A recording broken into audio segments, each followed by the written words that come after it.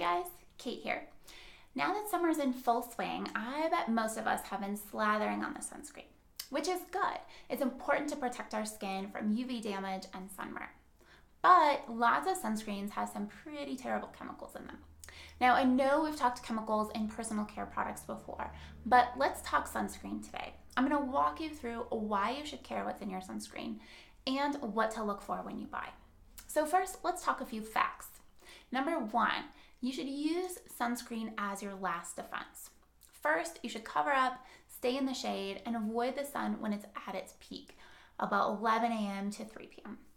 Sunscreen can help prevent sunburn, but you're still receiving some UV rays from the sun that can cause skin damage and those pesky fine lines. So use your sunscreen as a last defense.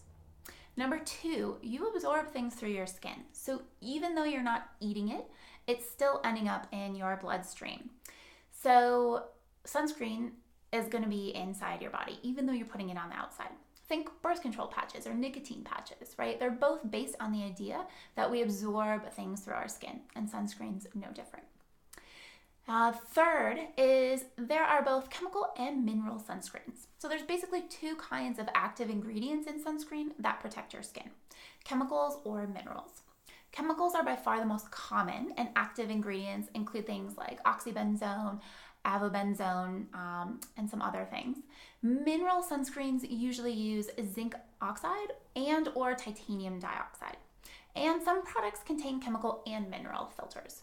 Some of these chemical ingredients are considered endocrine disruptors, meaning they can really mess with your hormones. Oxybenzone is the most worrisome of these, and not everyone agrees on the research about this, but my thought is if there's some doubt as to whether it's disrupting my hormones, I'm probably not going to do it. Mineral sunscreens usually use something called nanoparticles that are too big to be absorbed by the skin and don't make it into the bloodstream.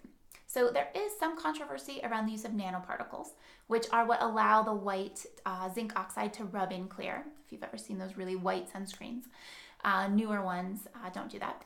But the consensus seems to be that they are safe, they're not easily absorbed into the skin, and they're a better option than chemical sunscreens. And if you want to read more research on this, I'll include a link to some below this post. Okay, and then number four, don't forget the other ingredients. So just because you're using a mineral sunscreen doesn't mean it's great. Preservatives and other ingredients can still be harmful to you, so be sure to check out the label or check out the Environmental Working Group, ewg.org, and you can look at their sunscreen ratings. Number five, don't be fooled by high SPF. So SPF 100 sounds awesome, right? But it's actually not that much more effective than SPF 40. And people tend to reapply less often, which means they get less protection. And SPF 100 isn't twice as effective as SPF 50 exactly. Sure, it cuts the risk in half, but SPF 50 actually filters out 98% of UVB rays. When you cut that 2% gap in half, that means SPF 100 filters 99% of UV rays. So it's not a huge difference, but psychologically, we think it's so much better and we don't reapply. So I'd stick with 40 or 50 and you'll still be protected. Just remember to reapply. Number six, skip the spray. Spray sunscreens are definitely convenient, but they carry the risk of inhalation. I've definitely inhaled other people's sunscreen at the pool, and that's not great. No one loves greasy hands, but your lungs will thank you. So do the old-fashioned kind and rub it in.